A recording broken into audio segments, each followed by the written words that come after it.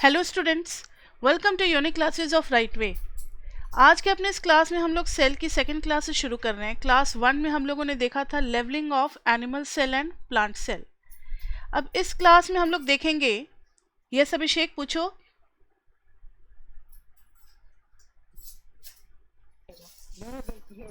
अच्छा, गलती से, ठीक है।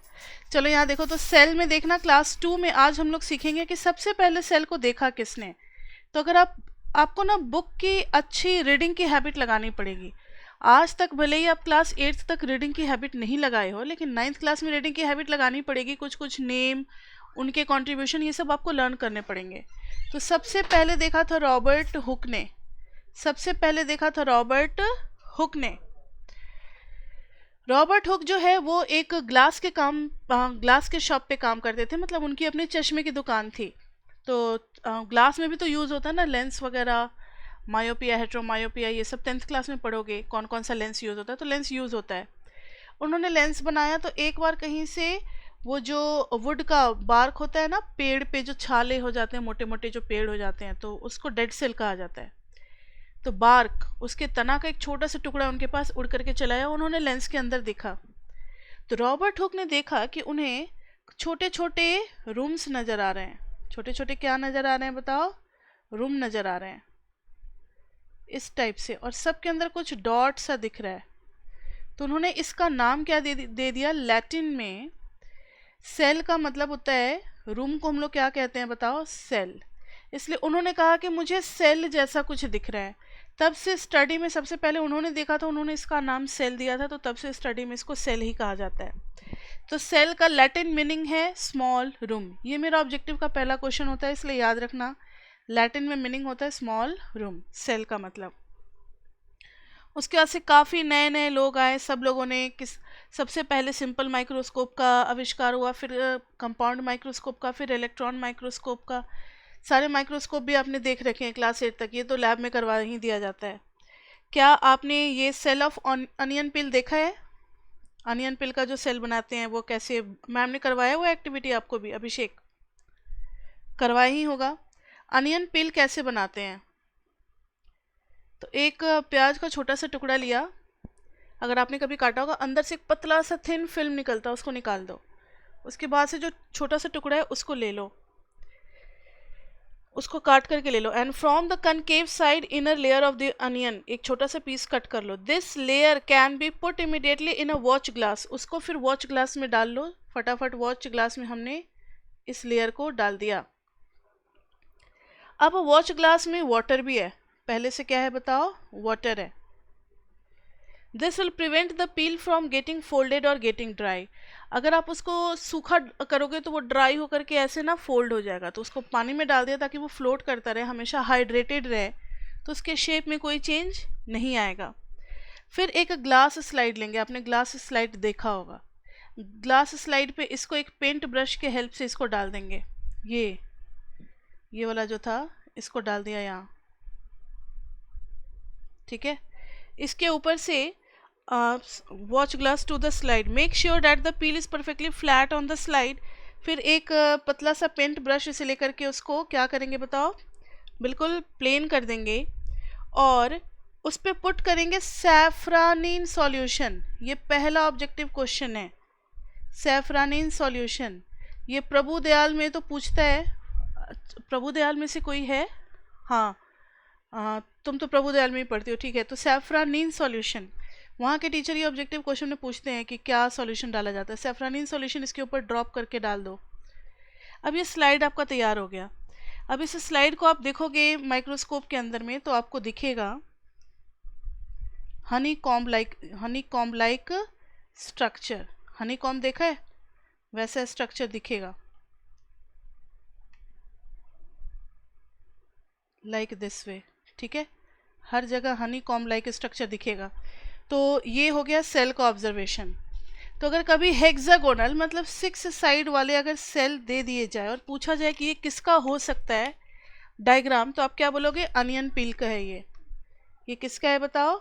अनियन पील के सेल का है ये वाला डायग्राम। क्लियर? अब इसके बाद है सेल में कि सेल को हम लोग कहते क्या हैं। तो जैसे बिल्डिंग बनाने में ब्रिक का यूज़ होता है, उसी ब्रिक को अलग अलग अगर आप कंपोनेंट के साथ यूज़ करो, कभी उसको आप फ्लोर बना सकते हो, कभी रूफ में यूज़ कर सकते हो, कभी वॉल में। तो वैसे ही हमारे बॉडी का भी एक बिल्डिंग स्ट्रक्चर है, जो छोटी छोटी चीज़ें मिल करके हमारे पूरे बॉडी को बनाए हुए है। Each and everything whatever you see around us that is made up of cell, चाहे वो डेड हो या अलाइव हो, हर चीज़ सेल से बना है। ठीक है, तो इट इज़ द, सेल के बारे में डेफिनेशन है, it is the basic structural and functional unit of life, structural and functional unit of life, structural and functional unit of life कहते हैं इसको। अब ये दोनों वर्ड अपने आप में इम्पॉर्टेंट है कि why structural and why functional. Structural इसलिए क्योंकि हमारे बॉडी में डिफरेंट डिफरेंट टाइप्स के आपको सब्सटेंस देखने को मिलेंगे, जैसे nail, hair, hand, muscles, fat और बोन, और फिर ब्लड। हर चीज़ का कॉम्पोजिशन क्या है, अलग अलग है। जैसे बोन जो होगा वो हार्डेस्ट सेल से बना होगा, तो बोन के सेल जो होंगे वो क्या होंगे, उनका फंक्शन अलग है। उनका फंक्शन क्या है, सपोर्ट प्रोवाइड करना, तो उनका स्ट्रक्चर भी अलग होगा। फिर ब्लड है, ब्लड का फंक्शन क्या है, फ्लो करना, तो उसके सेल्स राउंड होंगे ताकि इजीली फ्लो कर सकें, तो वो हमारा ट्रांसपोर्टेशन सिस्टम बनाएगा, ब्लड का पूरा सिस्टम बनाएगा। बोन जो है वो हमारा स्केलेटल सिस्टम बनाएगा। फिर मसल जो है वो हमारा मस्कुलर सिस्टम बनाएगा, उसके ऊपर स्किन है, उसके ऊपर हेयर है, काफ़ी कुछ चीज़ें हैं। तो हमारा स्ट्रक्चर भी सेल से तैयार होता है और हर सेल का अलग अलग फंक्शन भी है, इसलिए सेल को कहा गया है basic unit of, structural and functional unit of life. इसके बाद से है सम सेल्स आर सिंगल सेल। अब सेल के बारे में कुछ थोड़ा जनरल नॉलेज हो जाए। सेल, तो some are single celled like amoeba, some are single celled like amoeba और पारामेशियम आपने पढ़ा होगा, ये बचपन से बनाते चले आए होंगे, अमीबा एंड पारामेशियम एटसेट्रा। बहुत सारे बैक्टीरिया भी सिंगल सेल्ड होते हैं। Some are multicellular, single cell मतलब जो एक ही सेल से बना होगा। सम आर मल्टी सेलुलर, हम लोग किस कैटेगरी में आएंगे, सम आर मल्टी सेलुलर, हम लोग किस कैटेगरी में आएंगे, मल्टी सेलुलर की कैटेगरी में आएंगे। हम लोग किस कैटेगरी में आएंगे, मल्टी सेलुलर। प्लांट जो आप देख सकते हो, जो भी आप खुले आंखों से चीज़ों को देख सकते हो, वो सब क्या है बताओ, मल्टी सेलुलर। अब हर जो सेल होता है, ईच सेल, ये सारे सेल आते कहाँ से है, तो each cell is derived from pre-existing cell. पहले जरूर कोई ना कोई सेल रहा होगा, उसी से ये सेल बने हैं। कोई भी सेल नया अपने आप नहीं बन जाता, पहले से ये चलता चला आ रहा है। तभी आज जैसे ह्यूमन बींग्स है, आज हम लोग हैं क्योंकि मेरी मम्मी थी, मेरी मम्मी क्यों है, क्योंकि मेरी नानी थी, मेरी नानी क्यों थी, क्योंकि उनकी मदर थी। तो कहीं ना कहीं मेरा एक रेस रहा होगा, कोई ना कोई एक पर्सन रहा होगा, उसी से ये सारा चलता चला रहा है। तो वही है कि each cell is derived from pre existing cell. Even ये तो हो गया जनरेशन की बात। अगर एक ही जनरेशन में, जैसे मेरी ही बात ले लो, तो when I was born I was a little baby, तो जो मेरे सेल थे वही सेल फिर बाद में क्या हो गया बताओ, डिवाइड कर करके आज इतना बड़ा स्ट्रक्चर खड़ा हो गया। तो जो भी नए सेल आते हैं वो पुराने सेल से ही डिवाइड होकर के बनते हैं। सेल का शेप एंड साइज डिफर कर सकता है, वो डिपेंड करता है कि उनका फंक्शन क्या है। तो cell may differ in shape and size, cell may differ in shape and size according to their function. उनका फंक्शन क्या है उस पर डिपेंड करता है। इधर का डिस्प्ले ख़राब है, इसलिए अकॉर्डिंग टू देयर फंक्शन आपको थोड़ा एडजस्ट करना पड़ेगा। राइट हैंड साइड का थोड़ा डिस्प्ले ख़राब है। नाउ मुझे बता सकते हो ह्यूमन बीइंग में लॉन्गेस्ट सेल कौन सा है? Nerve cell. Longest cell is nerve cell. इसका भी डायग्राम हमें सीखना है, टिश्यू में सीखेंगे हम लोग नेक्स्ट चैप्टर में। नर्व सेल जिसको हम लोग न्यूरॉन कहते हैं। अब ये लॉन्गेस्ट सेल क्यों है? नर्व सेल का काम क्या है कि हम लोग जितने भी सिग्नल देते हैं ना, जैसे मैंने अगर गर्म पानी में हाथ डुबोया, बहुत ज़्यादा गर्म है, अगर मेरा दिमाग नहीं काम करेगा तो वो फिंगर उसमें डिप ही रहेगा, फिंगर जल जाएगा। इसमें फिर जख्म हो जाएंगे, घाव हो जाएगा, फिर काफ़ी ज़्यादा कुछ हो जाएगा। लेकिन मैंने फिंगर को डिप किया तो तुरंत मेरे ब्रेन को मैसेज पहुंचा। तो यहाँ से ये मैसेज होते हुए मेरे ब्रेन तक गया। इवन मेरा पैर अगर किसी चीज़ में पड़ता है, गीले चीज़ों पे या सूखे चीज़ों पे, या कुछ चुभ जाता है हमारे पैर में, तो वहाँ से भी मैसेज हमारे ब्रेन तक जाना है। तो हमारे ब्रेन से लेकर के हमारे टो तक पूरा इतना बड़ा एक न्यूरॉन सेल होता है, ठीक है। इससे फिर सारे कनेक्टेड होते हैं ताकि इजीली ट्रांसफ़र हो सके सिग्नल का। तो longest cell is the neuron cell, nerve cell. Blood cell क्या होते हैं बताओ? राउंड होते हैं। मतलब ये शेप की बात हो रही है कि blood cells are round for easy movement, for easy movement. अब आप कभी एक ब्लॉक ऑफ वुड, एक बॉक्स ले लो और उसको रोल कराओ ग्राउंड पे। एक मैंने बॉक्स लिया, ये रेक्टेंगुलर बॉक्स है, मैंने इसको रोल कराया ग्राउंड पे, ये एक दो रोल के बाद स्टॉप कर जाएगा क्योंकि इसमें फ्रिक्शन ज़्यादा होगा। अब एक बॉल ले लिया राउंड सा, उसको अगर हल्का सा पुश किया तो वो काफ़ी दूर तक जाएगा, यानी उसकी मोबिलिटी ज़्यादा है, उसकी फ्रिक्शन कम है। तो ऐसा ही ब्लड सेल में भी होता है। आरबीसी का स्ट्रक्चर अगर आपने देखा होगा तो ऐसे बना हुआ देखा होगा आरबीसी। तो आरबीसी हमेशा राउंड, और ब्लड सेल से सारे राउंड ही होते हैं ताकि वो ईजिली फ्लो कर सकें। नेक्स्ट है, हर सेल को अलग अलग काम प्रोवाइड किया गया है। जैसे मेरे आईलिड जो है, इसका काम क्या है? अपने आप फिर बंद होना, शटर बंद होना, खुलना, बंद होना, खुलना। मेरे फिंगर का काम क्या है? किसी भी चीज़ को होल्ड करना, मसल कॉन्ट्रैक्ट और रिलैक्स करना, contract relax.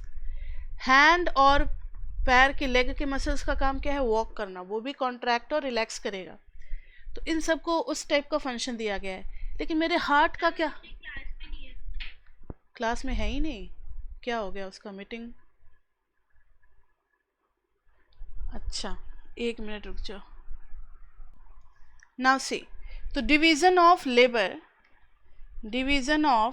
Labour is also seen under a, चाहे एक सेल हो, under a single cell as in our body. जैसे हमारे बॉडी में अलग अलग काम होता है ना, न्यूट्रिशन लेना, फ्लो करना, एक्सक्रीशन, रिप्रोडक्शन, वैसे ही सब कुछ एक सेल के अंदर भी होता है। सेल चाहे इतना छोटा है जिसको हम नहीं देख सकते, फिर भी उसके अंदर भी सारे फंक्शंस होते हैं। तो ये तो हो गई। और ये सारे फंक्शंस किसके थ्रू होते हैं?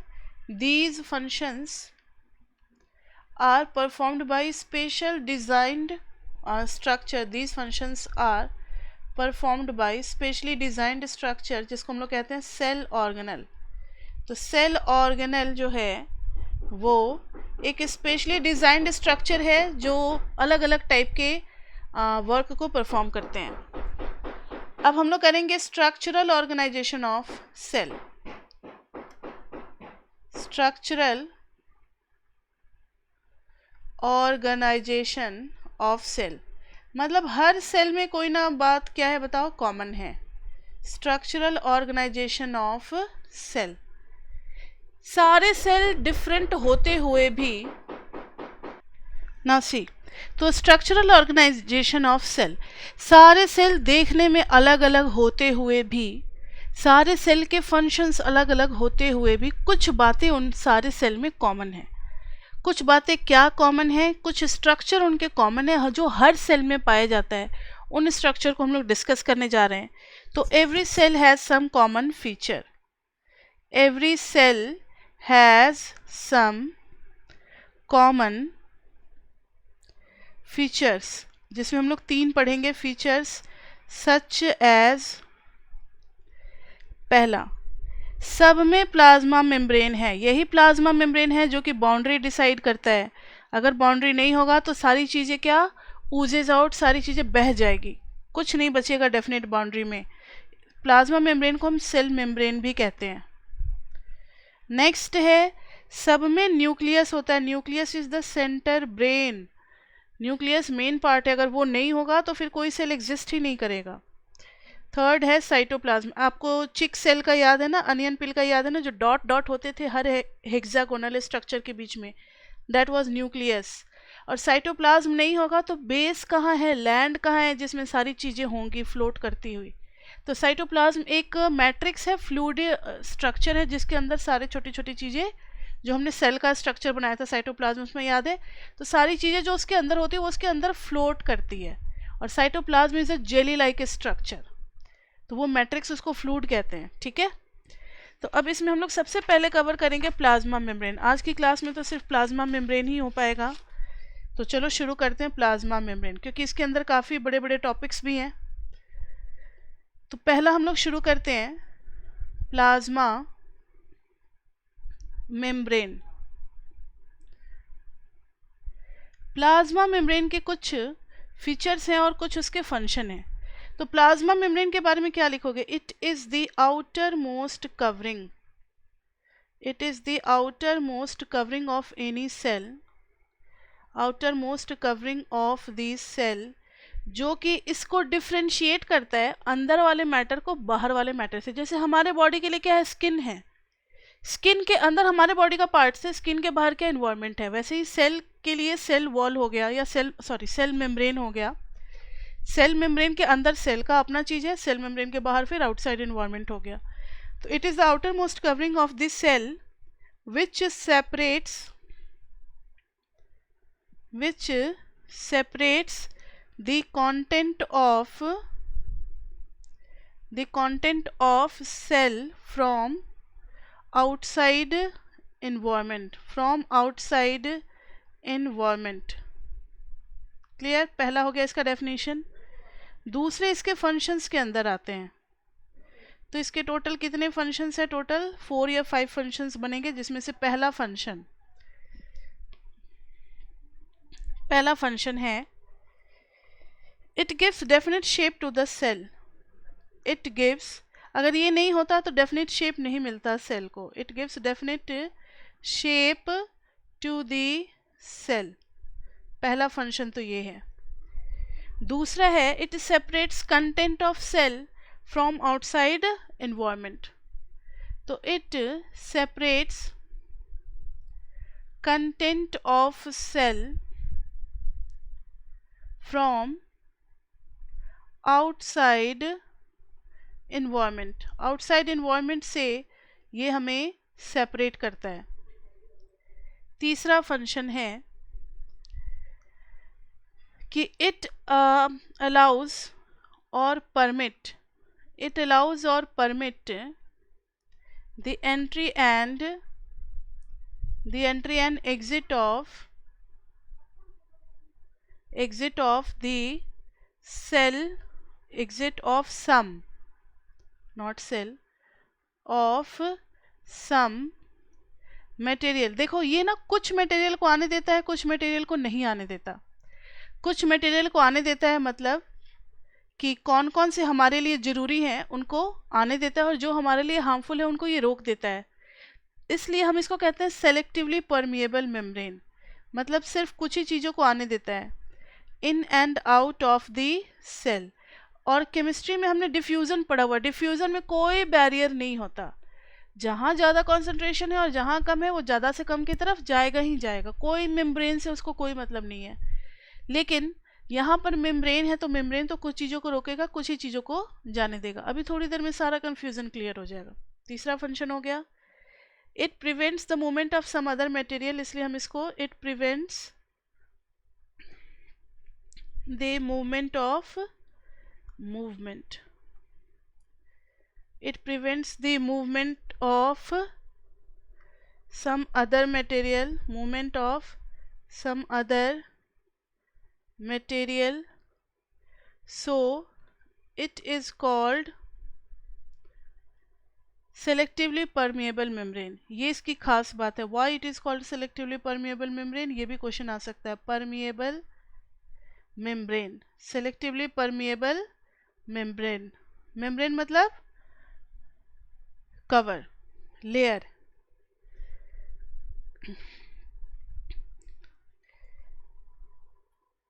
फिर है mechanical barrier for the protection of, ठीक है, ये सारी बातें हो गई। और ये रेगुलेट्स द मूवमेंट ऑफ, यही जो है यही रेगुलेट करता है movement of water and ion in and out of this cell. Regulate the movement of water and ion plant को क्या सिर्फ वाटर से ही काम चल जाएगा, बस वो वाटर लेगा खाना बनाएगा हो गया? नहीं, उसे भी मिनरल्स चाहिए, पोटेशियम, सोडियम, आयरन, सब कुछ उसे भी चाहिए। तो regulate the movement of water, ये सब वाटर से आता है, और प्लाज्मा मेम्ब्रेन के थ्रू ही, सेल मेम्ब्रेन के थ्रू ही वो एंटर करता है सेल के अंदर। तो movement of water and ions in and out of the cell, in and out of the cell. तो ये सारे किस में आ गए बताओ? फंक्शन में आ गए, ये सारे फंक्शन में आ गए। तो पर्पल कलर का मैंने फंक्शन में लिख दिया। अब फिर से हम लोग बढ़ते हैं नए टॉपिक की तरफ, जिसमें हम लोग को डिफ्यूज़न और ऑस्मोसिस के बारे में जानना है। डिफ्यूज़न एंड ऑस्मोसिस, ये मूवमेंट के दो अलग अलग प्रोसेस हैं जिनके बारे में हमें पढ़ना है। तो सबसे पहले डिफ्यूज़न। तो डिफ्यूज़न का मतलब सीधा सीधा है हाई कॉन्सेंट्रेशन से लो कॉन्सेंट्रेशन की तरफ जाना। इसका मेम्ब्रेन से कोई लेना देना नहीं है। The process by which particle move from, the process by विच, जैसे वो सेंट की बॉटल खोल दो या कुछ भी खोल दो, उसमें कोई मेम्ब्रेन नहीं होता, there is no membrane. The process by which particles move from high concentration to particles move from higher concentration to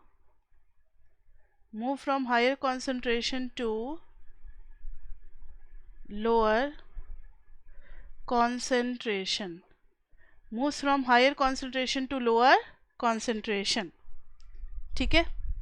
लेकिन ऑस्मोसिस एक इसमें मेम्ब्रेन रुकावट पैदा करता है, ऑस्मोसिस। अच्छा, पहले एक एग्जांपल दे देते हैं ना डिफ्यूज़न का। एग्जांपल के तौर पे CO2 and O2 movement by diffusion होता है। मतलब किसी भी सेल के अंदर, जैसे ये सेल है, ये रहा सेल, राउंड सा सेल बना दिया, इधर से आ रहा है ब्लड सप्लाई, इधर से क्या आ रहा है बताओ? ब्लड सप्लाई आ रहा है, बना दिया, ब्लड आ रहा है इसके चारों तरफ।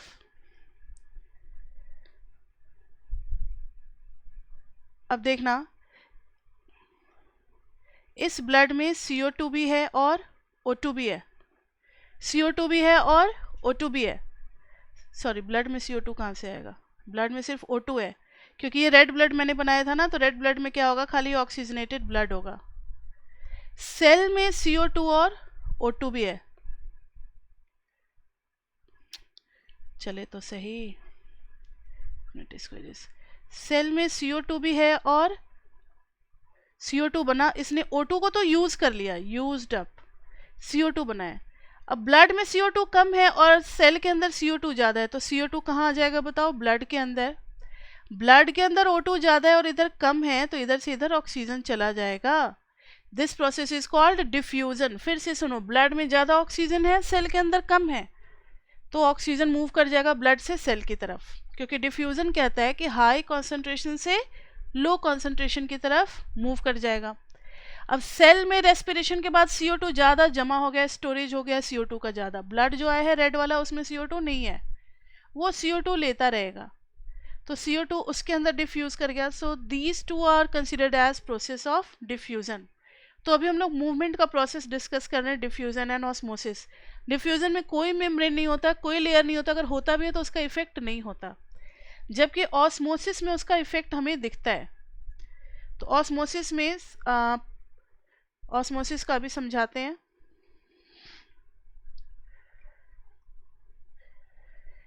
ऑस्मोसिस में है when movement of particles from higher concentration to lower concentration, from higher concentration to lower concentration occurs through a selectively permeable membrane,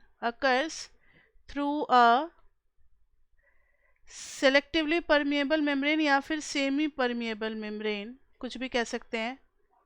permeable membrane is called osmosis. Osmosis में होता क्या है, मान लो ये प्लांट है,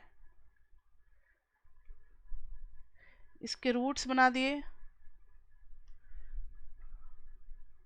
अब रूट्स का इस वाले स्ट्रक्चर को यहाँ ले रहे, ये सेल है, इसका ये सेल मेम्ब्रेन है, इधर वाटर है बाहर में, water water water everywhere outside the cell, तो वाटर अंदर आ जाएगा। अगर सेल के अंदर रूट हेयर्स के अंदर वाटर की कमी है, क्योंकि उसने वाटर कहाँ पहुँचा दिया, ऊपर, थ्रू जाइलम, जाइलम के थ्रू वाटर ऊपर चला गया, लीफ वगैरह सब जगह पहुँच गया, फिर से रूट हेयर में वाटर की कमी हो गई, और इसके आसपास सॉइल के अंदर तो वाटर है, ये वाटर को एब्जॉर्ब कर लेगा, तो अंदर में वाटर है, लेस H2O, बाहर में ज़्यादा है तो ये ले लेगा, दिस इज ऑस्मोसिस। ठीक है, ऑस्मोसिस, तो जहाँ ज़्यादा कॉन्सेंट्रेशन है और वो इधर से आ गया, और कुछ अगर ये लेना चाहे तो नहीं लेगा, सिर्फ वाटर ले रहा है, सिर्फ मिनरल्स ले रहा है, तो ये सब ऑस्मोसिस हो गया। ठीक है, तो इसमें मूवमेंट हमेशा जो थिन होता है, जो फ्लूइडिक होता है, उसी का होता है। तो there are 3 types of osmotic solution. तो अब हम लोग ऑस्मोटिक सॉल्यूशन के बारे में पढ़ते हैं, उसमें ज़्यादा क्लियर हो जाएगा। Osmosis, osmotic solution, there are 3 types of osmotic solution. पहला है हाइपोटोनिक, फिर है आइसोटोनिक, और फिर है हाइपरटोनिक। हाइपरटोनिक मीटिंग में अब सिर्फ 5 मिनट्स ही रह गए हैं, तो ये मीटिंग ख़त्म हो जाएगा, लेकिन हो सकता है मेरा 5 मिनट और एक्सटेंड करें। आपको वीडियो फुल मिलेगा, ये वीडियो आज हम भेज देंगे, दोनों वीडियो। यहाँ ध्यान दो, hypotonic, isotonic and hypertonic. Hypotonic में क्या होता है कि सेल के आसपास का surrounding medium has more concentration of water, surrounding medium has more water, यानी अगर ये सेल है तो इसके बाहर में वाटर ज़्यादा है, तो high concentration of H2O, cell के अंदर कम है, तो बताओ वाटर का मूवमेंट अंदर होगा। अब ये सेल का रिजल्ट क्या होगा, ये तो मूवमेंट हो गया डायरेक्शन से, cell will swell up, cell क्या हो जाएगा, फूल जाएगा। इसका एग्जाम्पल ले लो, राजमा सीड। राजमा सीड को जब पानी में भिगोते हैं तो वो पानी को एब्जॉर्ब करना शुरू करता है, क्योंकि राजमा के अंदर पानी नहीं है, वो ड्राइड सीड है, अंदर में पानी नहीं है और बाहर में पानी है ज़्यादा है, तो पानी मूव करेगा अंदर में, वो बढ़ेगा बढ़ेगा, वो स्वेल करता है, स्वेल करके वो बर्स्ट क्यों नहीं करता, वो फटता क्यों नहीं है, क्योंकि उसके पास है सेल वॉल। जो मैंने आपको बताया था कि प्लांट सेल में सेल वॉल होता है, जो कि उसको टफ बना करके रखता, बोलता है नहीं अब इससे ज़्यादा स्वेल मत हो, अब तू फट जाएगा, तो सीड वहीं स्टॉप कर जाता है। ठीक है, इसलिए कोई भी सीड आप फटा हुआ नहीं देखते हैं। तो ये हो गया swell up, and there is one structure, कौन सा, सेल वॉल इज देयर। तो सेल वॉल जो है वो क्या करेगा, cell wall resist the bursting of cell. तो प्लांट में तो सेल वॉल होता है जो कि बर्स्टिंग ऑफ सेल को रोक देता है, लेकिन एनिमल सेल में क्या हो जाता है, एनिमल सेल में बर्स्ट, एनिमल सेल में बर्स्ट, अगर ज़्यादा देते गए तो वो बर्स्ट कर जाएगा, क्योंकि उसके पास कोई रेजिस्ट करने के लिए सेल वॉल नहीं है जो कि थिक और रिजिड हो। तो ये था हमारा हाइपोटोनिक। अब आइसोटोनिक का, आइसो का मतलब ये होता है सेम कॉन्सेंट्रेशन, तो same water inside and outside the cell, inside and outside the cell. तो क्या कहीं वाटर का मूवमेंट होगा, अगर ये सेल है, बाहर में भी वाटर है, तो नो मूवमेंट, कहीं से कहीं वाटर नहीं जाएगा। नो चेंज इन शेप, कोई शेप में चेंज भी नहीं होगा, जैसा था वैसा ही वो पानी के बाहर भी निकलेगा। जैसे कि स्टोन ले लो, किसी स्टोन को पानी में डालो, बाहर निकालोगे वो वैसा ही रहेगा, ऐसा नहीं कि वो बड़ा हो गया। ठीक है, और सारी बातें तो होगी ही नहीं इसमें। इसको हम लोग इस प्रोसेस को कहते हैं एंडो ऑस्मोसिस, मतलब सेल के अंदर पानी का आना कहलाता है एंडो ऑस्मोसिस। सेल से बाहर निकलेगा तो एक्सो ऑस्मोसिस, तो बढ़ते हैं हाइपरटोनिक की तरफ। हाइपरटोनिक में देखो, हाइपोटोनिक में बाहर कॉन्सेंट्रेशन ज़्यादा था, इसमें surrounding medium has less concentration. Surrounding, इधर का डिस्प्ले ख़राब है, देखते हैं तो नहीं होगा तो नेक्स्ट पेज पे कर देते हैं। इसके बारे में हम यहाँ पर लिख देते हैं हाइपरटोनिक के बारे में, आप अपनी नोटबुक में वही लिखना, कोई बात नहीं। हाइपरटोनिक में कौन कौन से पॉइंट्स हैं, तो सबसे पहले कि सराउंडिंग मीडियम के पास लेस कॉन्सेंट्रेशन होगा वाटर का। Surrounding medium has less concentration of water, less concentration of water. तो होगा क्या, अब मीटिंग बस 1 मिनट में ख़त्म होने वाला है, कोई बात नहीं, आपको आज वीडियो मिल जाएगा। ये सेल है, बाहर में वाटर कम है, लेस वाटर, अंदर में क्या है, मोर वाटर। तो वाटर का मूवमेंट हमेशा मोर से लेस की तरफ ही होगा, तो बाहर की तरफ वाटर मूव करेगा। तो अब ये क्या होगा, श्रिंक करेगा, तो सेल विल श्रिंक। तो मूव्स आउट, वाटर क्या करता है, बाहर की तरफ मूव करता है, तो सेल विल श्रिंक। और इस प्रोसेस को हम लोग किस नाम से जानते हैं, एक्सो ऑस्मोसिस। एक्सो मतलब बाहर, एक्सोऑस एक ही ओ होगा, एक्सोऑस्मोसिस, ठीक है। तो सेल श्रिंक कर जाएगा। अभी इसमें हम किशमिश का एग्जाम्पल देंगे। प्लाज्मोलिसिस, प्लाज्मोलिसिस भी एक प्रोसेस है जिसमें एनिमल सेल श्रिंक करता है। Animal cell shrinks to give wrinkled appearance, मतलब झुर्रियों जैसा, वो थोड़ा सा अजीब सा दिखेगा, wrinkled appearance. This is called crenation, इसको क्रीनेशन कहते हैं।